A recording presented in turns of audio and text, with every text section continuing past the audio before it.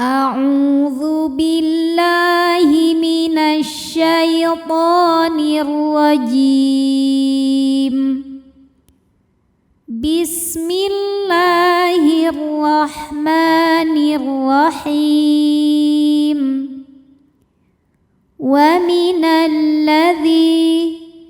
Di sini ada hukum alif lam yang dinamakan dengan alif lam syamsiyah. Sebab alif lam menghadapi huruf syamsiyah yaitu huruf lam. Kenapa huruf syamsiyahnya lam? Karena jika ada lam tasydid sebetulnya lam ini ada dua, lam sukun dan yang kedua adalah lam berharokat fathah.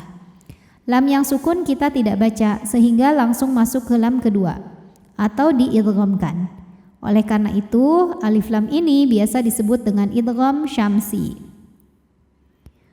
Wa minalladzi, dzi hukumnya adalah mad tabi'i dhahiri. Sebab ada ya sukun yang sebelumnya didahului harokat kasrah, maka huruf dzal kita bunyikan panjang dua harokat. Alladzina qa dihukumi dengan mad tabi'i dhahiri.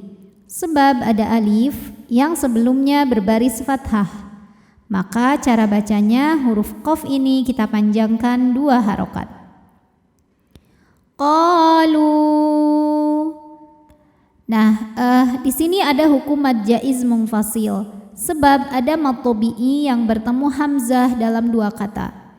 Mad tabi'inya waw sukun yang didahului harokat dhammah terdapat pada kata qalu. Sedangkan hamzahnya ini alif dengan harokat kasrah terdapat pada kata inna. Maka huruf lam dipanjangkan boleh 4 boleh 5 harokat. Qalu inna. Huruf nun ini dihukumi dengan gunnah musyaddadah atau wajibul gunnah. Sebab nunnya bertasydid, maka cara bacanya didengungkan. Jadi kita tahan bunyi n-nya kurang lebih 2 harokat. Inna. Nah, hukumannya adalah mad tabi'i dhahiri. Sebab ada alif yang sebelumnya berbaris fathah, maka huruf nun kita panjangkan 2 harokat. Inna nasa. So dihukumi dengan mad tabi'i muqaddar. Sebab huruf shad berbaris fathah panjang, maka huruf shad kita panjangkan 2 harokat. Nasara. Kemudian huruf ra dibunyikan secara tafkhim karena berbaris di atas yaitu baris fathah. Maka huruf ra ini kita panjangkan 2 harokat. Maaf, kita bunyikan tebal ya, tafkhim. Pangkal lidah kita naikkan. Inna nasara. Kemudian ra hukumnya adalah mad jaiz munfasil. Sebab ada mad tabi'i bertemu hamzah dalam 2 kata.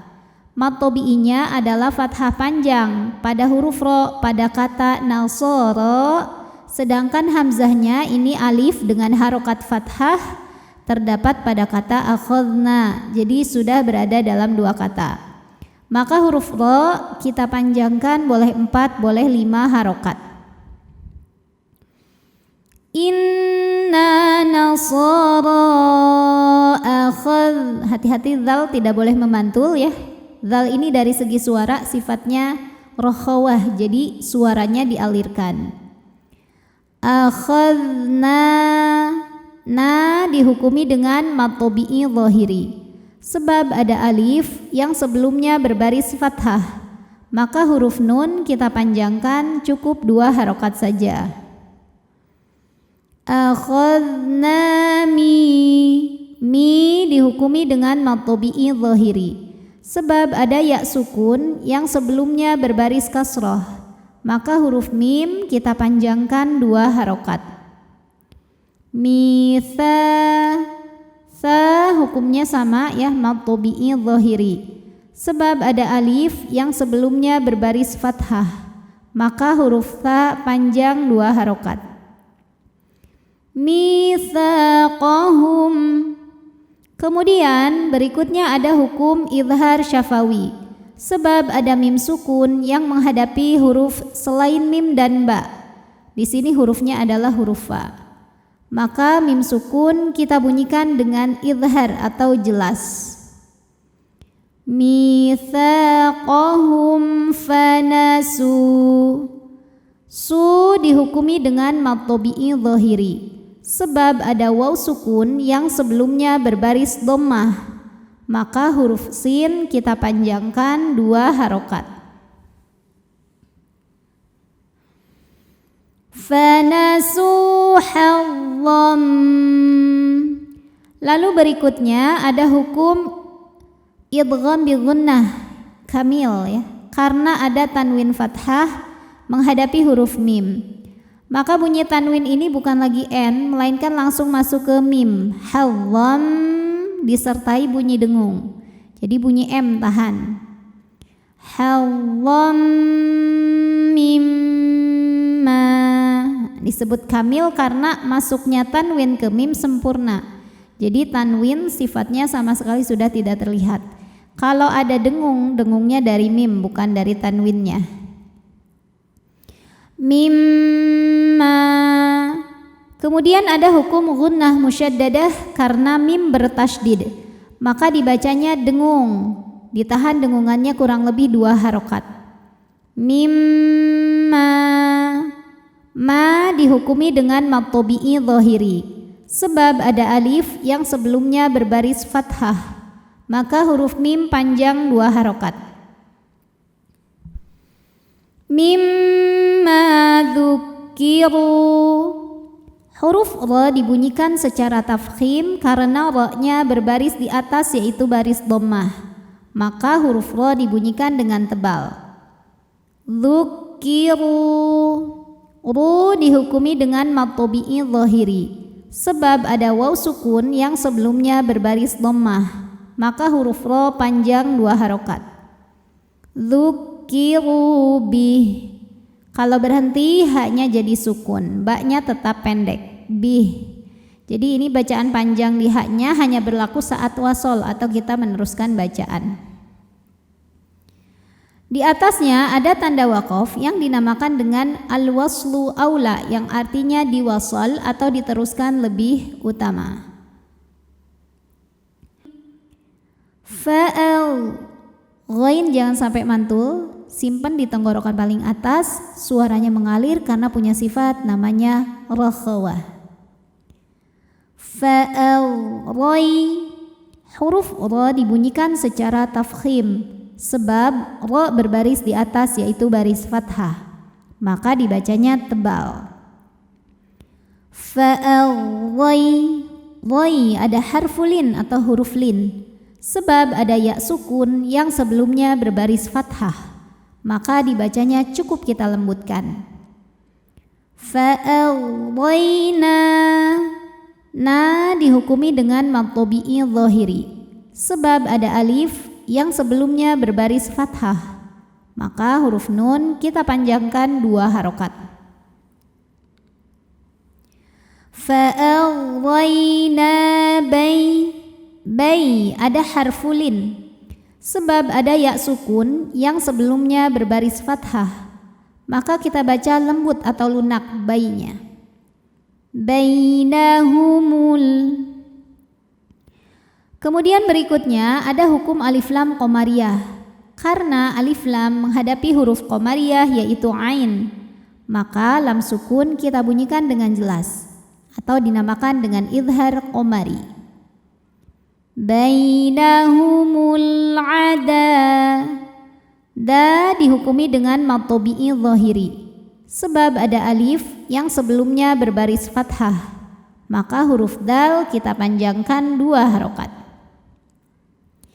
Al-adawata wal. Kemudian ada hukum alif lam qamariyah. Karena alif lam menghadapi huruf qamariyah yaitu ba. Maka alif lam dibaca dengan jelas atau disebut dengan idhar qamari. Wal baghdha'a. Ba dihukumi dengan mad wajib muttasil. Sebab ada mad tabi'i bertemu hamzah dalam satu kata. Mad tabi'inya alif didahului baris fathah, kemudian hamzahnya a pada kata al-baghdha'a. Maka huruf dhad kita panjangkan, boleh 4 boleh 5 harokat. Wal baghdha'a ila, la dihukumi dengan mad tabi'i muqaddar karena huruf lam berbaris fathah panjang, maka huruf lam ini kita panjangkan 2 harokat. Ila yau ada harfulin atau huruf lin, sebab ada waw sukun didahului baris fathah, maka dibacanya lembut atau lunak. Ila yaumil. Kemudian ada hukum alif lam yang dinamakan dengan alif lam qamariyah, sebab alif lam menghadapi huruf qamariyah yaitu qaf, maka alif lam dibunyikan dengan jelas atau biasa disebut dengan idhar qamari.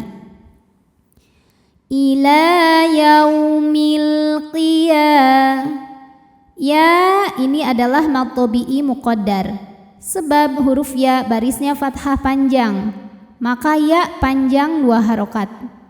Yaumil qiyamah. Tak yang bentuknya seperti ini disebut tak marbutah. Apabila kita berhenti, dibacanya jadi hak sukun.